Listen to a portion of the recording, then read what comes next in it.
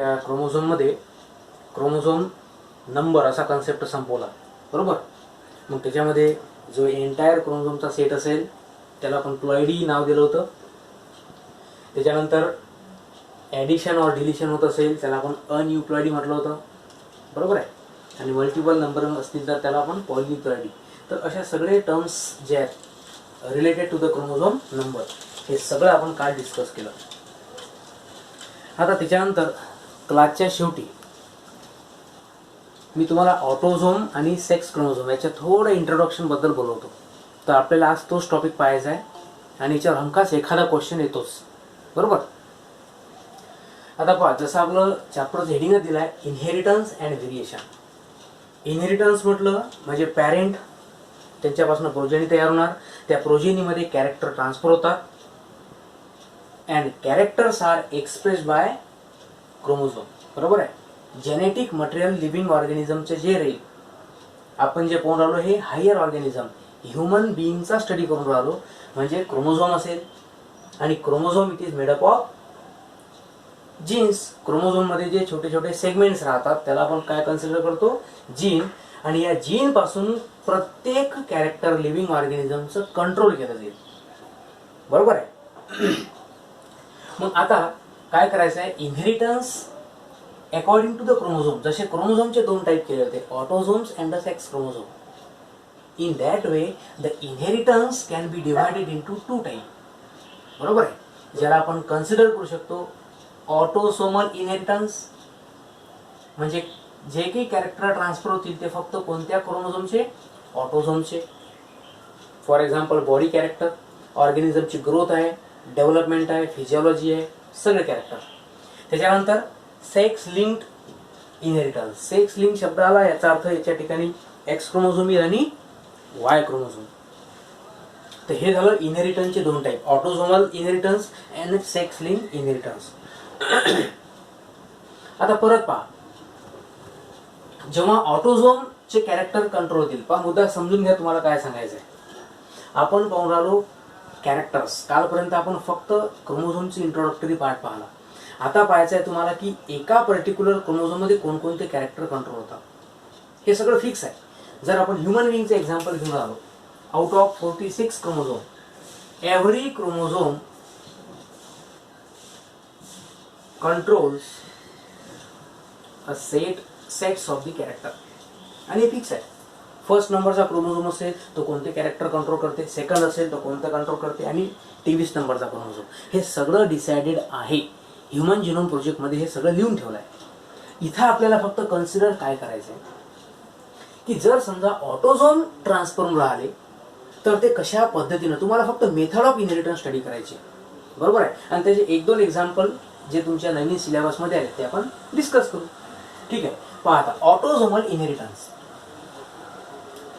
In this human being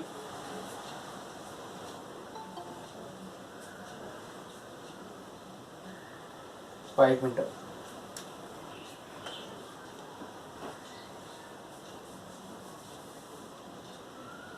Out of these 22 pairs are autosomes and only one pair is sex chromosome. आणि तुम्हाला ते माहिती आहे it is x and Y. आता याचं discussion आपण करू नये कारण याचे एक्झाम्पल ऑलरेडी आपण पाहिले आहेत. कॉलेजमध्ये जेव्हा आपण सुट्ट्या लागायच्या अगोदर सेक्स लिंक इनहेरिटन्सचा टॉपिक पाहिला होता, त्याच्यामध्ये हिमोफिलिया आणि कलर ब्लाइंडनेस हे दोन बेसिक एक्झाम्पल आहेत. याच्यावर एक क्वेश्चन पेपरमध्ये 101% येते, म्हणजे येते. जुने कोणते पेपर पहा तो आपण पाहिलाय. सध्या आपला कन्सेप्ट आहे ऑटोझोमचा. मग आता इथं कम्पॅरिझन करून पहा, मेल असो की फिमेल इंडिव्हिज्युअल, दोनही ऑर्गॅनिझममध्ये ऑटोझोमचा जो पार्ट आहे इट इज सिमिलर. जसे ऑटोझोम मेलमध्ये असतील same autosomes are present in the female. मग याच्यात काही चेंज आहे का?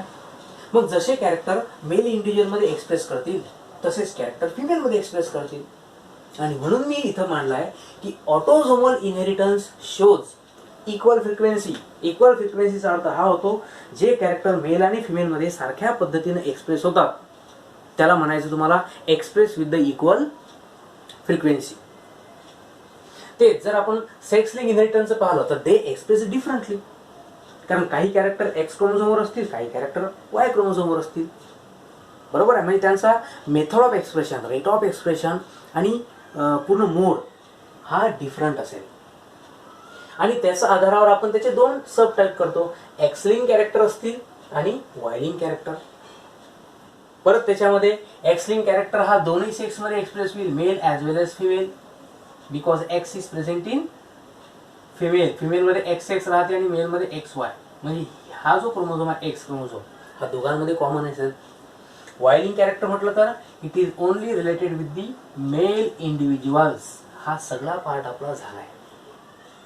आता इथं ऑटोझोमचे कॅरेक्टर दोघांमध्ये सारख्या फ्रिक्वेन्सीने एक्सप्रेस होणार आहे, पण त्याच्यातही डिफरन्स आहे तो असा. तुम्हाला माहित असायला पाहिजे की chromosomes is made up of gene and genes behave as either dominant or recessive. हा सगळ्यात महत्त्वाचा कन्सेप्ट आहे. आणि या आधारावरच तुम्हाला पेपरमध्ये एक्झाम्पल्स येतात. म्हणजे ऑटोझोम क्रोमोझोम तर आहेच आहे, पण त्या क्रोमोझोममध्ये जीन्स डॉमिनंट आहेत, रेसेसिव्ह आहेत. मग एखादं कॅरेक्टर डॉमिनंट जीनमुळे कंट्रोल होऊन राहिलं की रेसेसिव्हमुळे कंट्रोल होऊन राहिलं हे महत्त्वाचं राहते. Okay. So autosomal inheritance is again divided into to sub type. Autosomal dominant trait म्हणजेच कॅरेक्टर. त्यातला फरक जो आहे तो आपण पाहिला आहे जेनेटिक बेसिसमध्ये, किंवा कॅरेक्टर म्हणजे काय आणि ट्रेट म्हणजे काय. पॅरेंटचे जे कॅरेक्टर्स असतात त्याला आपण जे प्रॉपर्टी आहे त्याला आपण कॅरेक्टर्स म्हणतो, आणि जे जनरेशनमध्ये ट्रान्सफर होते त्याला ट्रेट म्हणतो. सो ऑटोझोमल डॉमिनंट ट्रेट म्हणजे these are controlled by dominant genes and autosomal recessive traits are controlled by which one? Recessive gene. हा मुद्दा झाला असेल तुमचा क्लिअर. आता पाहू आपण याच्या कंडिशन्स. जर डॉमिनंट जीन असेल तर तो कशा पद्धतीने एक्सप्रेस करतो, आणि रेसेसिव्ह जीन असेल तर तो कशा पद्धतीने एक्सप्रेस करतो.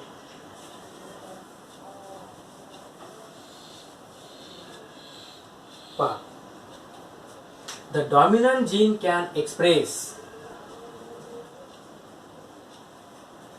पॅरेंटमध्ये जीन्स कोणता आहे त्यावर डिपेंड राहते. डॉमिनंट आहे, रेसेसिव्ह आहे, त्यापैकी कोणता ट्रान्सफर होते, कसा ट्रान्सफर होते. कारण तुमच्या माहिती करता कोणत्याही लिव्हिंग ऑर्गॅनिझम मध्ये जिनोटाइप्सच्या 3 कंडिशन्स असतात. बरोबर. एक असते नॉर्मल. पहिली कंडिशन आहे विद्यार्थी मित्रांनो नॉर्मल. सेकंड कंडिशन असते carrier and third is diseased. लक्षात येतं तुमच्या, किंवा आपण त्याला अफेक्टेड म्हणू. कारण जे कॅरेक्टर तुम्हाला पाहायचे आहेत सगळे कॅरेक्टर ॲबनॉर्मल असतात असं नाही. जे एक्झाम्पल तुम्हाला आज मी सांगून राहिलो त्यातले काही एक्झाम्पल असे असतील जे नॉर्मली राहू शकतात आणि काही असे राहतील जे ॲबनॉर्मल. ठीक आहे. मग आता एखादा पर्टिक्युलर कॅरेक्टर आहे नॉर्मल पर्सन, बरोबर आहे. त्या नॉर्मल पर्सनचं फिनोटाइप कसा असेल. नॉर्मल म्हणजे काय, ज्याच्यामध्ये कोणत्याही प्रकारचं इन्फेक्शन नाही आहे, कोणत्या प्रकारचा ॲबनॉर्मॅलिटी नाही आहे. ज्याच्यामध्ये ॲबनॉर्मॅलिटी असेल त्याला अफेक्टेड. आणि असा इंडिव्हिज्युअल ज्याच्यामध्ये जीन्स आहेत पण त्याच्यामध्ये सिम्पटम दिसत नाहीत त्याला म्हणतो आपण कॅरियर. ह्या सगळ्या गोष्टी कंट्रोल करण्याचं काम कोण करते माहिती आहे काय? जिनोटाइप. डॉमिनंट जीन आणि रेसेसिव्ह कशा पद्धतीने येतात त्याच्यावरच सगळे कॅरेक्टर कंट्रोल होते. मग आता इथं डॉमिनंट जीन जर आहे तर it can express in both condition, that is homozygous and heterozygous. आणि तेच जर समजा ऑटोसोमल रेसेसिव्ह ट्रेट असेल तर it can control by only कोणता आहे रेसेसिव्ह जीन. मग कंडिशन काय असेल? होमोझायगस. हे समजून घेण्याकरता मेंडेलचा जेनेटिक्स लेसन समजून घ्यावा लागतो. आणि आपल्या माहिती करता जर मी असं बोर्डवर मांडलं capital T T capital T small T small T small T A B and C 3 conditions मांडल्या. याच्यापैकी होमोझायगस आणि हेटेरोझायगस कंडिशन आयडेंटिफाय करा. A and C both are homozygous condition and B is heterozygous. हा जरा पहिला. दुसरा जे मी मांडलं डॉमिनंट जीन बद्दल की ह्या दोन्ही कंडिशन मध्ये एक्सप्रेस होते. ए कंडिशन आणि बी दोन्ही कंडिशन मध्ये कोणता जीन एक्सप्रेस होईल? डॉमिनंट. लक्षात घ्या ना, यालाही टॉल म्हणता, यालाही टॉल म्हणता. याला टॉल म्हणसाल का? इट इज डॉर्फ, कारण हे कॅरेक्टरच रेसेसिव्ह आहे. ठीक आहे, हे झालं आपलं सगळं या एक्सप्रेशनच्या बद्दल. आता पाहू आपण example. Dominant autosomal dominant trait याचं एक्झाम्पल तुमच्या पुस्तकामध्ये दिलं आहे. दॅट इज विडोज पीक.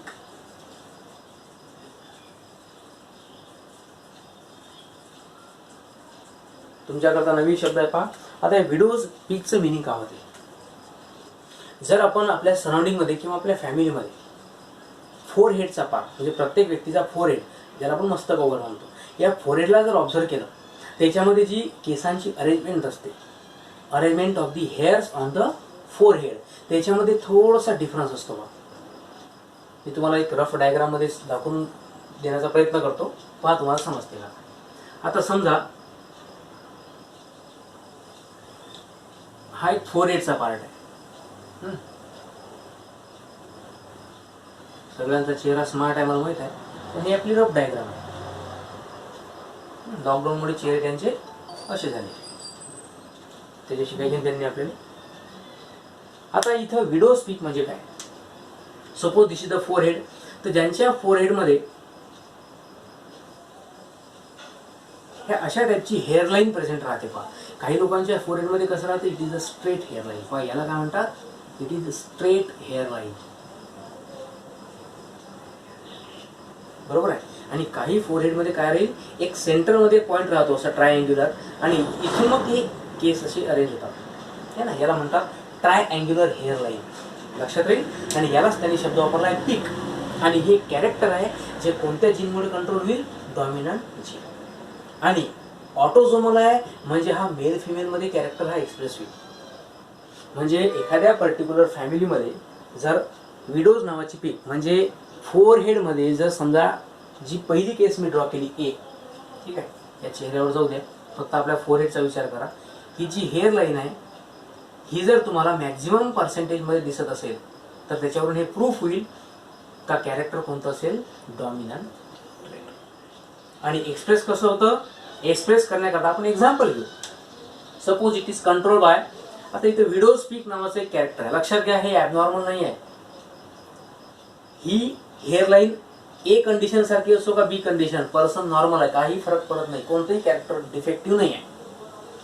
पण आपल्याला एक्झाम्पल म्हणून स्टडीमध्ये दिलाय. तर अशा टाईपमध्ये आपण एक्झाम्पल घेऊ की suppose it is control by W gene. मग डब्ल्यू कॅपिटल डॉमिनंट असेल तर आपण त्याला कॅपिटल लेटरने रिप्रेझेंट करू, रेसेसिव्ह असेल तर स्मॉल. लक्षात येत आहे. मग डॉमिनंट कॅरेक्टरसाठी जीनोटाइप कसा असेल? Capital W capital W capital W small W. जसं कॅपिटल टी टी ड्रॉ करतो की नाही, तर हे झाली कंडिशन कोणती? Homozygous dominant. आणि दुसरी कंडिशन झाली विद्यार्थी मित्रांनो हेटेरोझायगस. आणि परत डॉमिनंट आहेच. ठीक आहे. म्हणजे हे जे कॅरेक्टर असेल हे तुम्हाला प्रत्येक प्रोजेनीमध्ये पाहायला मिळेल, कारण जे डॉमिनंट कॅरेक्टर असतात they are express in F1 as well as F2 generation. तुम्ही याचं ऑब्झर्वेशन तुमच्या घरी पण करू शकता. नंबर ऑफ इंडिव्हिज्युअल आहेत, फक्त जबरदस्ती नाही, एक अंदाजे त्याचं ऑब्झर्वेशन करायचं आहे दुरून. बरोबर आहे का? तुम्हाला अशा प्रकारची हेअरलाईन दिसते का? बिलकुल सेंटरमध्ये इथे एक पॉईंट असतो पहा, आणि इथं एक गुच्छ असतो आहे ना, ग्रुप ऑफ दी हेअर्स, आणि इथून मग ते केस असे मागच्या साईडला अरेंज होतात. त्याला काय म्हणायचं तुम्हाला? Widow speak. आणि जर स्ट्रेट असतील इथं मधात कोणते, आता हे असं केल्यानंतर तुम्हाला माहीत पडेल ते, तर त्याला म्हणायचं तुम्हाला स्ट्रेट हेअरलाईन. स्ट्रेट हेअरलाईन असेल तर हे झालं रेसेसिव्ह कॅरेक्टर. आणि याला एक्सप्रेस करण्याकरता दोनही जीन्स कसे लागतील? Small W W. म्हणजे पॅरेंटमध्ये मेल फिमेल पॅरेंटपैकी एका पॅरेंटमध्ये कोणते जीन्स आहेत, दुसऱ्या पॅरेंटमध्ये कोणते जीन्स आहेत, त्याच्यावरून हे कॅरेक्टर काय होतील? ट्रान्सफर होतील. So this is about widow's peak. ठीक आहे. याचा अर्थ काय होणार विडो स्पीकचा? It is the V shape hairline. याला आपण ट्रायंग्युलर म्हणू शकता, किंवा याचं मिनिंग होतं विद्यार्थी मित्रांनो V shaped airline on the forehead. ठीक आहे. आणि कॅरेक्टर कोणाचं कंट्रोल, कोण कंट्रोल करून राहिलं? Dominant gene. रेसिस्यू असेल तर त्याला कोणतं straight hairline. So this is about example. असं एक दुसरं एक्झाम्पल आहे पहा.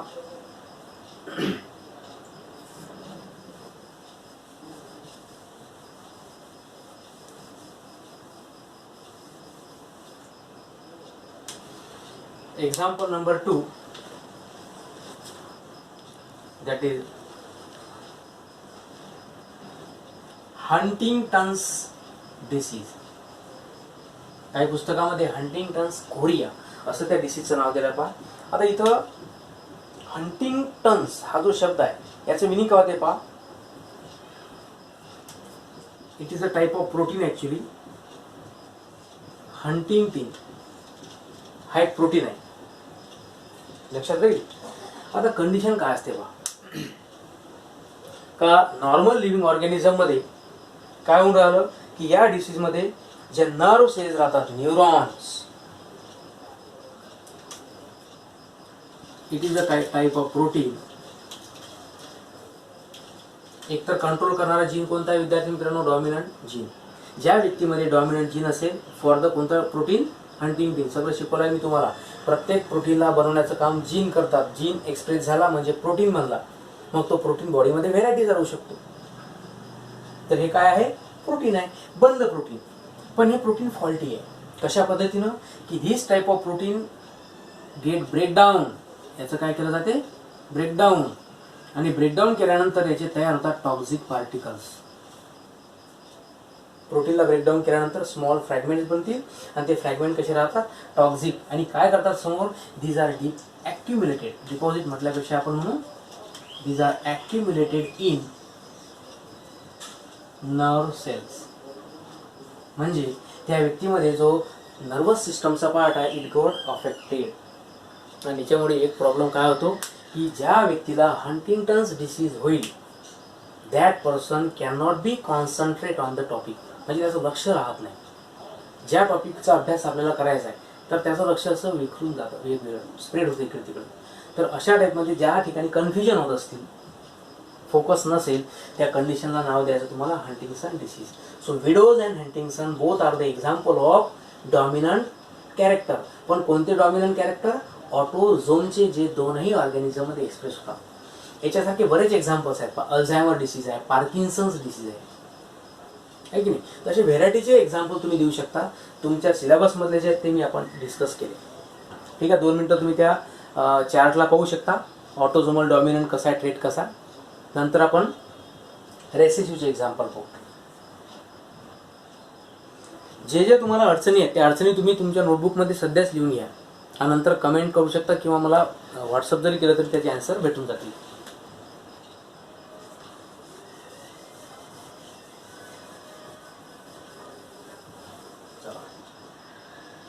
त्याच्यानंतर आहे ऑटोसोमल रेसेसिव्ह ट्रेट. आता पहा, याच्याकरता एकच कंडिशन आहे, it is control by recessive gene.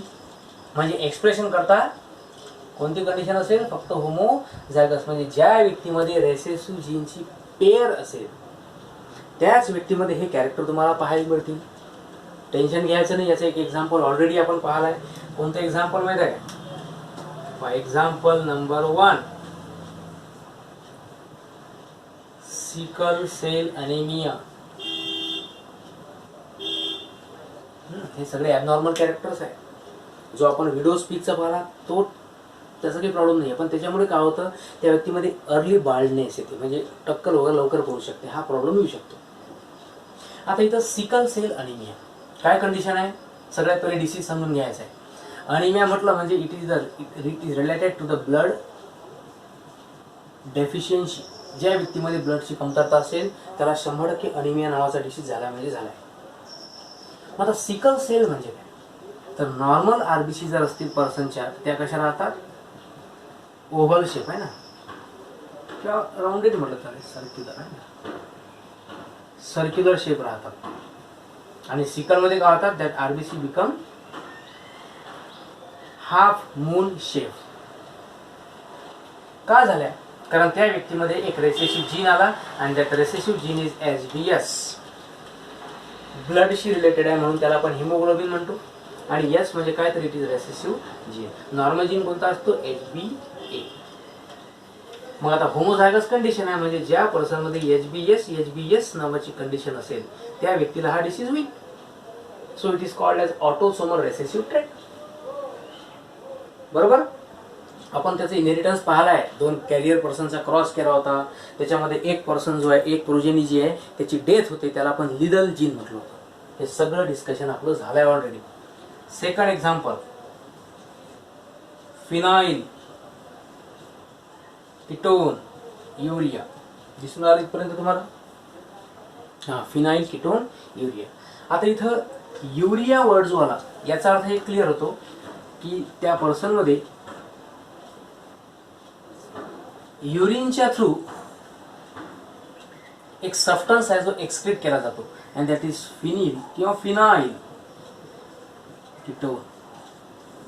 आपल्या माहिती करता जेव्हा ब्लड किडनीमध्ये फिल्टर केलं जाईल तेव्हा जे अनफिल्ट्रेट पार्ट आहे, ज्याचं फिल्ट्रेशन प्रॉपरली झालेलं नसेल, त्या ठिकाणी कीटोन बॉडीज बनतात आणि याचं रूपांतर समोरून किडनी स्टोन मध्ये सुद्धा होऊ शकतं. तर असे मुद्दे लक्षात घ्यायचे आहेत. पहा आता फिनाइल कीटोन युरिया डिसीज कसा आहे पहा. नॉर्मल पर्सन मध्ये ज्या व्यक्तीला हा डिसीज नसेल त्याच्यामध्ये एक एन्झाईम असतो पहा, and that enzyme is phenyl ketone hydroxylase. हे कोणाचं आहे enzyme? It is the enzyme of normal person. काय काम करतो एन्झाईम? हायड्रॉक्झिलेज ब्रेकडाऊनचं काम करेल. कोणाचं ब्रेकडाऊन करतो? It break down the phenyl ketone. आता एक अमिनो ऍसिड असतो बा, फिनिल ॲलानाइन नावाचा अमिनो ऍसिड असते, याचं कन्व्हर्शन करते तो टायरोसिन मध्ये. कोणता एन्झाईम? हायड्रॉक्झिलेज. आणि असं जर कन्व्हर्शन झालं तर हा टायरोसिन आपल्या बॉडीमध्ये प्रोटीन बनवण्याकरता वापरण्यात येईल. हे जरा नॉर्मल मेकॅनिझम.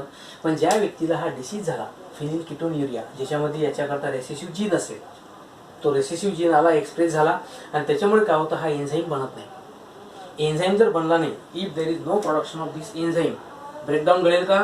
ब्रेकडाऊन घडणार नाही. म्हणजे कोणतं प्रोटीन बनणार नाही, कन्व्हर्शन होणार नाही.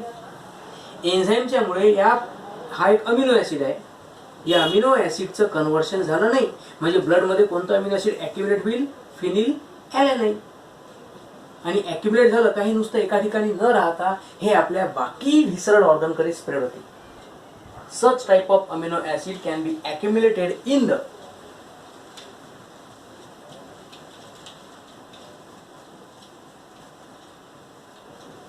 Blood and CSF. कशामध्ये ऍक्युमुलेट झालं? ब्लड आणि CSF. CSF म्हणजे काय हो? हा, CSF हा एक लिक्विडचा पार्ट आहे जो आपल्या नर्वस टिश्यूज मध्ये प्रेझेंट राहतो. It is cerebro spinal fluid. Brain आणि स्पायनल कॉर्डच्या आउटर कव्हरिंग मध्ये जे लिक्विड असतं, लुब्रिकंट असते, त्याला म्हणायचं आहे CSF. आणि इथं जर हा फिनिल ॲलानाइन नावाचा अमिनो ऍसिड ॲक्युमुलेट झाला तर तो नर्वस सिस्टमवर अफेक्ट करेल. इव्हन ब्लडमध्ये सुद्धा प्रॉब्लेम क्रिएट करते. आणि एक्सेस अमिनो ऍसिड ब्लडमध्ये आहे तर ते युरिनच्या थ्रू निघून जातं. म्हणून त्या डिसीजचं नाव आहे फिनिल कीटोन युरिया. लक्षात राहील. एक तिसरं एक्झाम्पल आहे याच्यामध्ये, that is cystic fibrosis. Example number 3.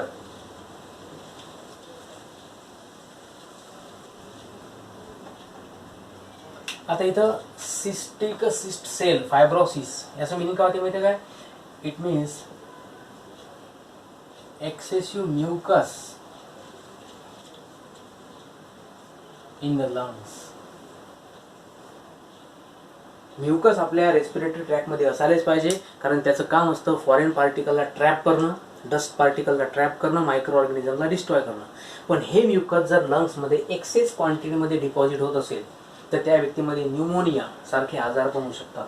तर त्या डिसीजला आपण नाव दिलं सिस्टिक फायब्रोसिस. अशा पद्धतीनं ऑटोसोमल रेसेसिव्ह जीन्स त्याच्यामुळे होणारे कॅरेक्टर आपण स्टडी केले आहेत. एक वेळ ओव्हरलुक करून घ्या कोणकोणते डिसीज पाहिले, आणि 2 मिनिटात त्याच्यात काही अडचण असेल तर तुम्ही विचारू शकता.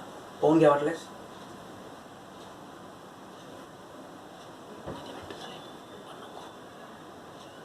पॉज कर ना, पॉज.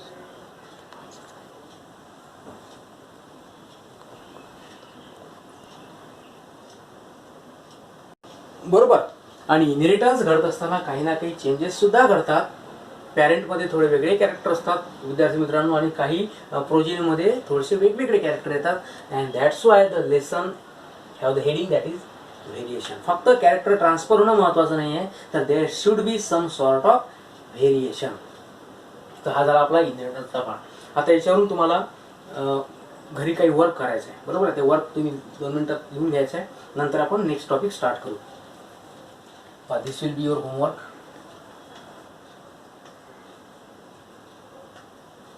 तुम्हाला माहित आहे ॲज युज्युअल आवडतं होमवर्क कोणता आहे आपला? Difference. So differentiate between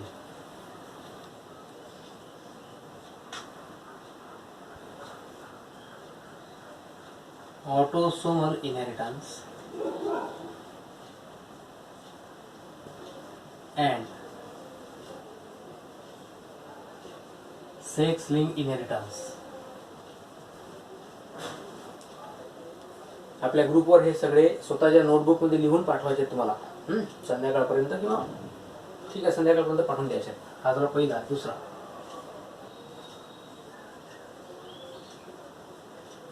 dominant inheritance and recessive inheritance.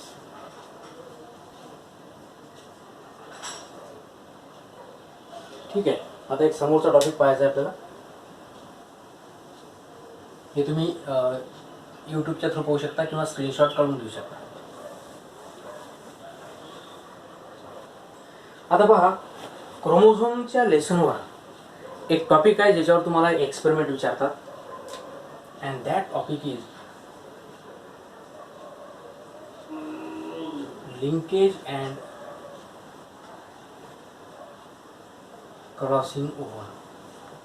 आज आपण याचं इंट्रोडक्टरी पार्ट पाहू, आणि जे याचं एक्झाम्पल आहे मॉर्गन एक्सपेरिमेंट, तो आपण उद्याला पाहू. तर सगळ्यात पहिले लिंकेज आणि क्रॉसिंग ओव्हरचं मिनिंग काय होते पहा. As we know that we are studying the chromosomes, genes and their inheritance. मग आता एक क्रोमोझोम कन्सिडर करा. Suppose this is the chromosome and this chromosome is made up of many genes.